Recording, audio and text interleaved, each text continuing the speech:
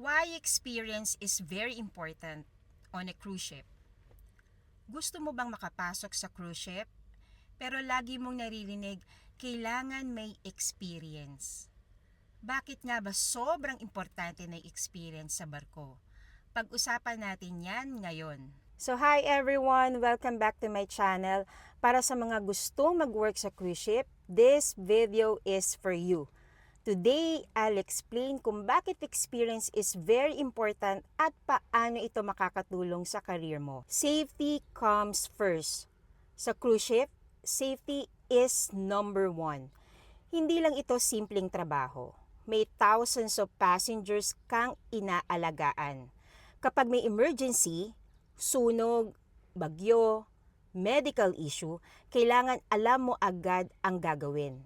Kung may experience ka na, hindi ka na matataranta. You know the system, you know the rules, you know how to respond. That's why companies prepare experienced crew. Fast-paced at high pressure. Ang trabaho sa cruise ship ay mabilis at stressful. Long hours, minsan kulang sa tulog, maraming pasahero, iba-ibang ugali. Kung wala kang experience, madali kang mapagod at sumuko. Pero kapag may experience ka na, alam mo na yung routine. Marunong ka nang mag-manage ng time. Hindi ka na madaling ma-stress. Mas matibay ka mentally at emotionally. Quality service matters. Sa cruise ship, service is everything. Guests pay a lot of money. They expect world-class service.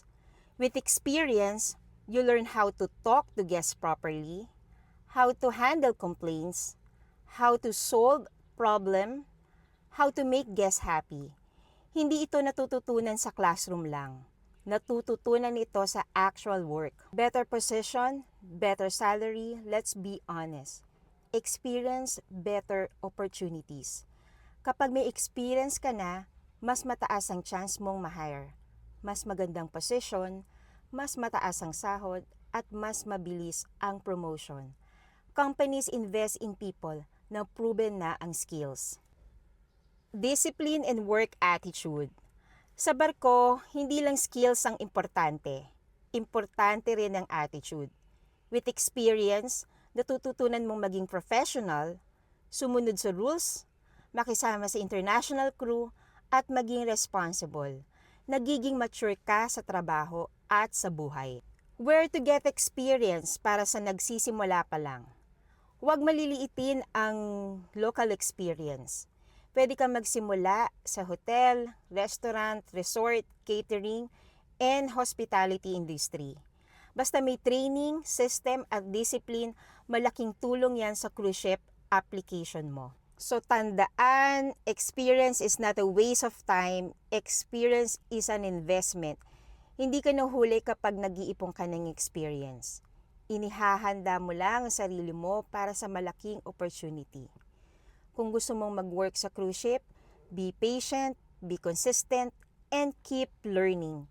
If you like this video, don't forget to like, share, and subscribe. Comment below kung may tanong kayo. See you on my next video. God bless and good luck sa journey nyo.